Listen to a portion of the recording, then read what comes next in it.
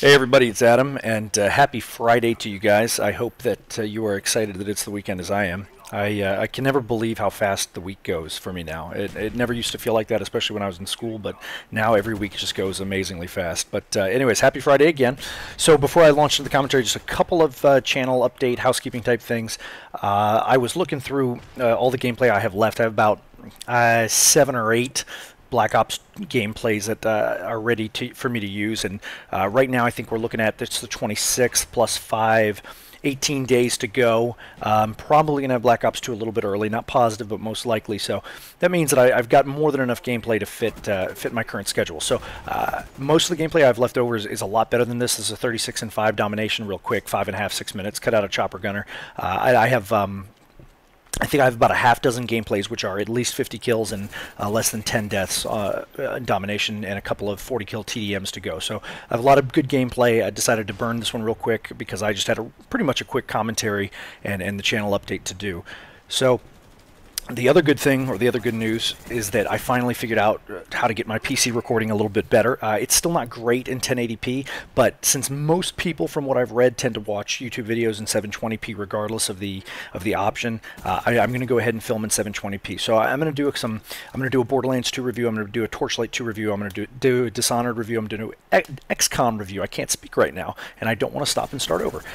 So there's going to be a bunch of PC reviews coming out, and I'm probably, with the footage, just going to capture it and cut it up in order to use in those reviews. I'm really not in the mood or in the place right now where I can spend the time to do a full Let's Play of anything, especially given the fact that, I'm not getting a ton of views. I appreciate the views I'm getting, please don't get me wrong, and at some point I do want to jump into the Let's Play arena, but right now, with as many games as I have to play and as little time before Black Ops 2 is coming out, I don't think it's the best time to do that. So I'm going to focus on the reviews aspect of things, which I think I told you all I was really interested in doing, and use the gameplay with that.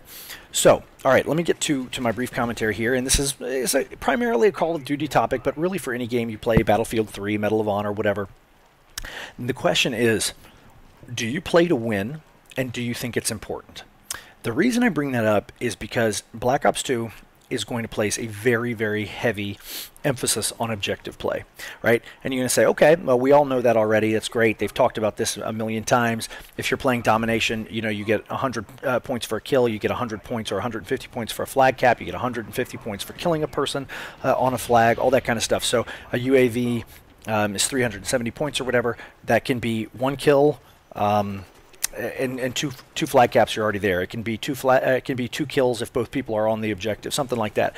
So it's going to really change the nature of objective-based gameplay. And I am a player that it would be incorrect to say I primarily play objective-based game modes, because my time in most Call of Duties is usually split pretty evenly between TDM and domination. But my preference is to play objective-based game modes.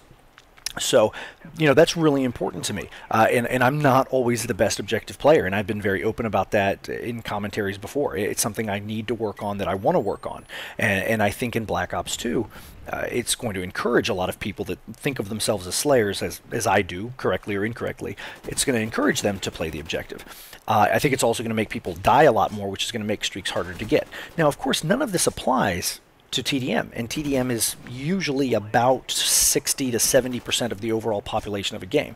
TDM, 100 points a kill, that's it. There's no extra points based on objective play or anything like that other than your assists. So the point is, with that in mind, how does that affect how you look at playing to win?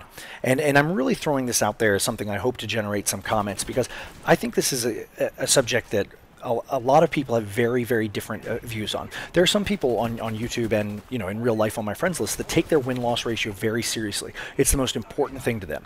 If they have an 80% win-loss ratio and they have a 1.2 KD, and my win-loss ratio excuse me, is 60% or 58%, and I have a 2.5 KD, then they may think, well, hey, look, in the grand scheme of things, I'm actually a better player than you. Maybe not individually, maybe not one-on-one, but in a team situation, I'm better.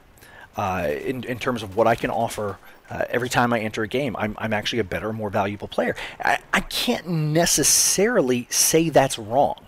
You know what I mean? Like if you play, and there's a lot of guys that have been very, very, very honest about not caring whether they win or lose. And please, I'm not calling anybody out. I love all these players. I think they're great, and I understand their point.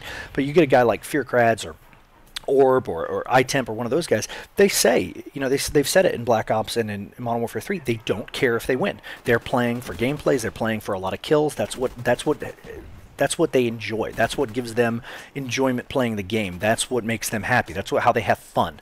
All right, great. If that's how you have fun, you should play the way you have fun. But at some point, is it a detriment to the overall experience when people aren't playing to win? And I think that's the sort of philosophical discussion that I've had with some of my friends, and that I want to have with anybody watching this video is, does the game lose something when people don't play to win? Is what's happening in Black Ops 2 with the score streaks, is that really the way to go to help make that better, to help lessen the effect of people not wanting to play to win? I think it is. Even in TDM, when assists are going to matter, when shooting things down are going to add to your score streaks, I think all of that is going to encourage more objective play. And my belief is you should play to win whenever you play the game, because if you're not, you shouldn't be playing.